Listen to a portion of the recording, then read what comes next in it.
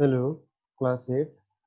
Today, in this video, we will read about the first chapter in your geography book, which is resources.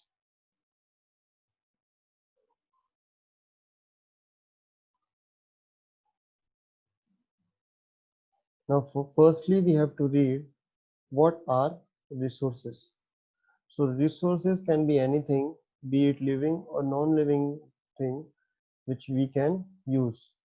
That means it has to have some utility for us. Utility means being useful. So if anything is useful to us, it has utility for us. For example, a car is useful for us to travel from one place to another. So the car has the utility for us. Utility and usability is what makes an object or a substance a resource. If a substance is not useful and has no utility for us, then it is not a resource. Now, the utility of a resource has some value. Every resource has some value, and it is based on how useful that resource is for us. For example, when we go to the market to buy screws and nails, it has some value, and we have to buy those from the shop. So all the resources, just like nails and screws, which can be used for us and have some utility, they have some value. Now the first glossary word in your chapter number 1 is patent. To understand patent and what is exactly a patent, we have an example. Let's say there is a scientist. He has been working for over 5 years doing experiments and studying to make a new medicine. Now, suppose he makes this medicine, he is successful in making this medicine, but when he goes to sell this medicine in the market, other people copy the same medicine and sell it. So the scientist or that company where the scientist works cannot get full profit for that medicine because other people are copying the same medicine. To stop this, the company or the scientist can go to the government or any organization and have that medicine patented. To have that medicine patented means that for a given period of time, for 10 to 15 years, nobody else can make that medicine apart from the person who discovered it. So, a patent can be called the exclusive right over an idea or an invention. So, any person who makes a new invention or a new idea, that person can have that idea patented so that nobody else can use it for a number of years. Remember, no patent is permanent and patent is only for 10 to 15 years. After that, all the people are free to use that design or invention. Now, time and technology are two important factors which make any substance into a resource. For example, let us say we discovered fire. Fire was there before also, but when humans discovered fire and we had the technology to use that fire, then only it became a resource and had some utility for us, which we can use for cooking.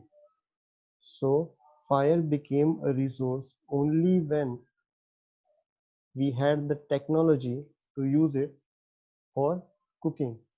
Technology can be defined as the application of latest knowledge. So the latest knowledge we had for using fire made it a resource so that we can use it for things like cooking.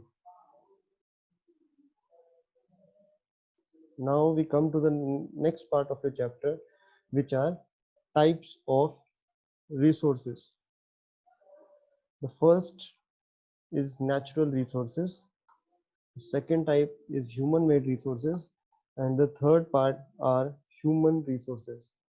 Now, natural resources, as the name suggests, are found directly in nature, and we use these resources directly from nature without altering its form too much. These are water, soil, air. These are good examples of natural resources. Similarly, human-made resources are resources which are made from raw materials obtained by humans from nature, and we convert it into the final products. Your mobile phone, your computer, TV, fridge, road, cars are good examples of human-made resources. These resources are made from raw materials obtained from natural resources, but they are not found in nature and in their original form. So we make TV, roads using natural resources, but these resources are made by humans, so they will be called human-made resources. And the third type of resource is a human resource. Human resource are the people who work, they can be useful to us, like doctors, lawyers, teachers.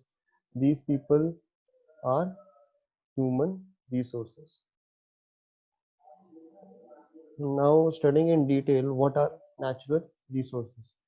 Natural resources are resources which are drawn from nature and are used without much modification, meaning we do not change their form much and we use them directly as they are found in nature. For example, the air we breathe, we do not change much of its nature and we use it directly as we found it in nature. Similarly, water, we may boil the water, but we do not change the form of water too much before using the water. Such resources are called natural resources.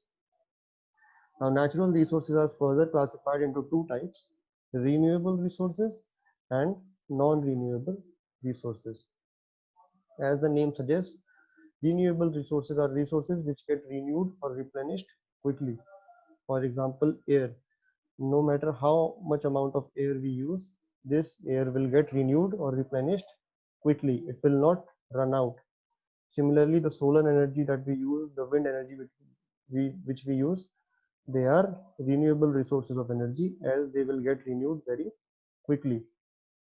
Examples are air, water, and soil. Similarly, non-renewable resources, as the name suggests, are resources where the stock is limited, the amount of that resource is limited, and it may take thousands or millions of years for it to get renewed or replenished. The major examples may be coal, iron, and petroleum.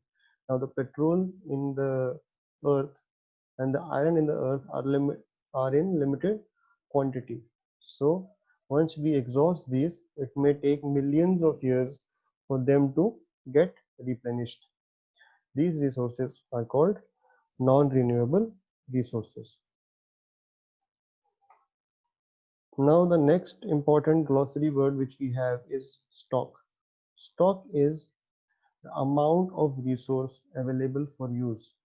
So if I tell that there is only 10 kg of iron present in the whole world right now, then it means that the stock of iron is only 10 kg, the amount of resource available for us which we can use.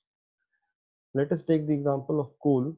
Coal on earth is limited. So the stock of coal or the amount of coal which we have, which we can use, is limited. So we have to use it wisely and judiciously. Similarly, water. It may seem that water is available everywhere and it gets renewed very quickly, but the amount of water on earth is also limited. The amount of fresh water which we can use for taking bath, drinking, washing, etc. is limited. So this is the stock of these resources. Stock means the amount of resources which is available for our use. Now moving to the second type of resources, these are human-made resources. As the name suggests, human-made resources are resources which are made by people using natural resources. People use natural resources to make these resources Examples are building bridges, roads, cars, trucks, mobile phones, TV, computers. All these resources are called human-made resources. The examples are car, the screws, computer, mobile phones. All these are good examples of human-made resources. The third type of resource is the most important type of resource. It is human resource. Human resource are the people.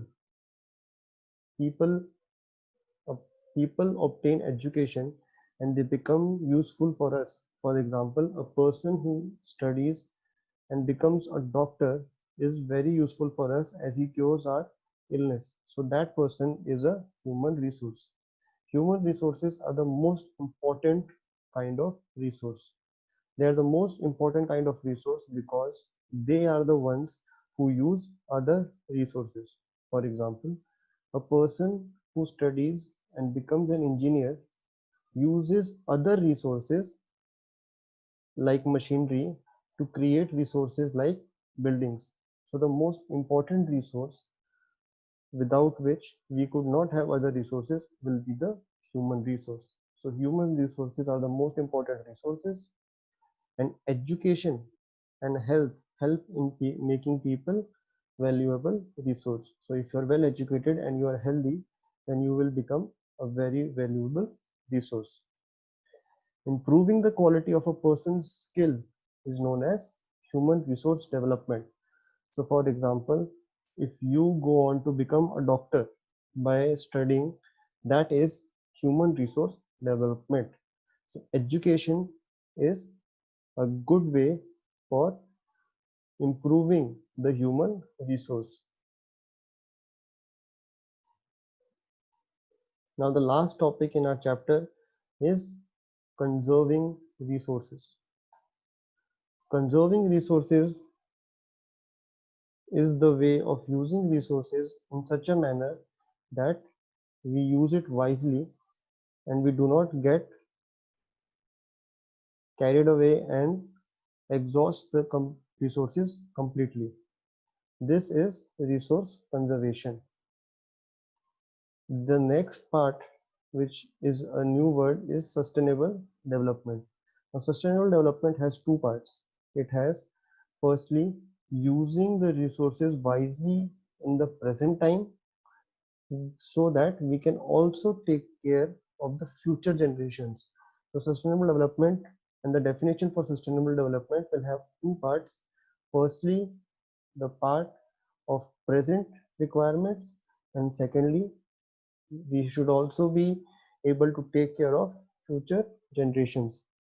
For example, using petrol in a sustainable development means that we use the petrol as much as it is required for us today, meanwhile also saving it for future generations so that the future generations can also use petrol and we do not exhaust the petroleum resource.